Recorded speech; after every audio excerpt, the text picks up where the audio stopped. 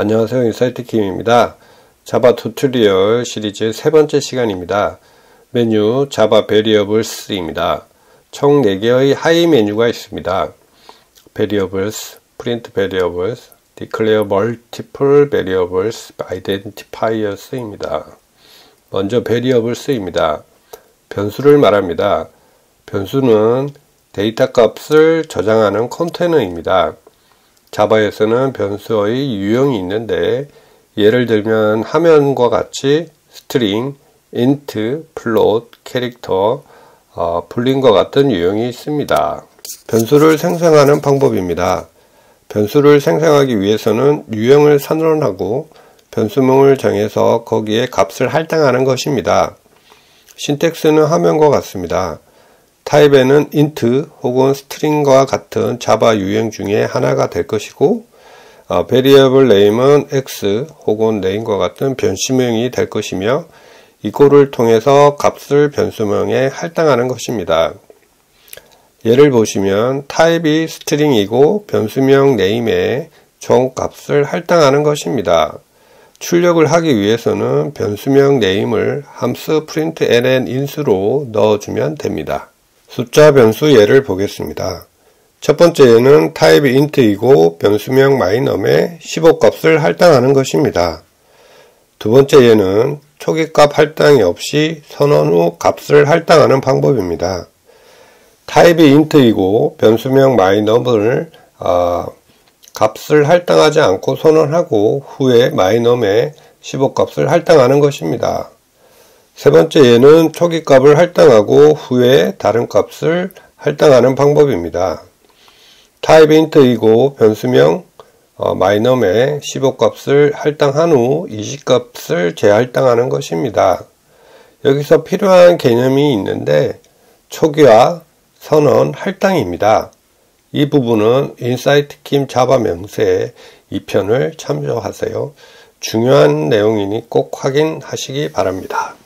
파이널 변수에 대해서 알아보겠습니다. 자바 언어 키워드 중에 파이널이라는 것이 있습니다. 변수 선언 시 파이널 키워드가 있는 변수는 변수 값을 오직 한 번만 할당할 수 있습니다. 예에서처럼 myNum에 15를 할당하고 다시 20을 할당하려고 하면 컴파일 타임 시에 오류가 발생합니다. 다른 변수의 예를 보겠습니다. int, float, 캐릭터, 불린, string, 자바 타입의 변수들을 선언하고 할당하는 예입니다. 여기서 주의해야 할 포인트는 부동소수점 float 타입의 변수값은 끝에 소문자 f를 붙여야 합니다. 두 번째 하이 메뉴 print variables입니다. 변수를 출력하는 함수는 println입니다. 텍스트를 합하려고 하면 더하기 문자를 사용하면 됩니다. 첫 번째에는 hello 텍스트와 변수 name을 더해서 출력하는 것입니다.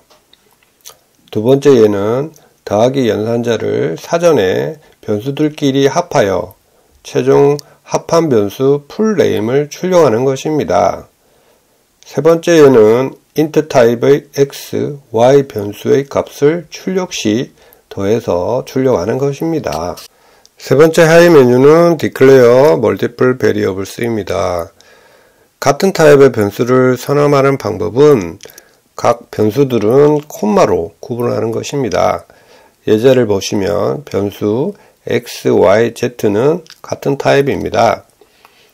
첫 번째처럼 각각 할당할 수 있고 두 번째처럼 콤마로 구분하여 할당할 수 있습니다.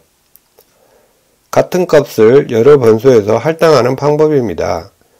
예제처럼 x, y, z 변수를 선언하고 한 줄로 50값을 할당하는 방법입니다. 이렇게 하면 x, y, z 변수에 50값이 할당됩니다. 네 번째 하이 메뉴는 identifiers입니다. 모든 자바 변수들은 유니크한 이름으로 식별해야 합니다. 이 유니크한 이름, 즉 변수명을 identifiers, 식별자라고 합니다.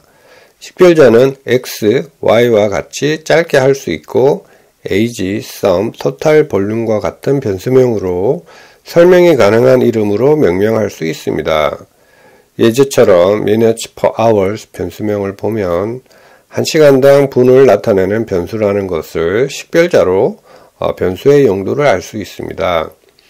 두 번째 변수 m은 식별자의 용도를 직관적으로 판단할 수 없습니다. 식별자는 직관적으로 이해될 수 있게 표현하는 것이 좋습니다. 변수명을 명명하는 일반적인 규칙입니다. 변수명은 문자, 숫자, 밑줄, 그리고 $사인을 포함합니다. 변수명은 문자열로 시작해야 합니다. 변수명은 소문자로 시작하고 공백은 포함할 수 없습니다. 물론 변수명을 대문자로 시작해도 되지만 소문자를 권장합니다. 변수명은 $사인 혹은 밑줄로 시작할 수 있습니다. 이번 튜토리얼에서는 사용하지 않는다고 합니다. 변수명 역시 대소문자를 구분합니다. 자바 키워드, 예를 들면 int, 불린과 같은 예약어는 변수명으로 사용할 수 없습니다.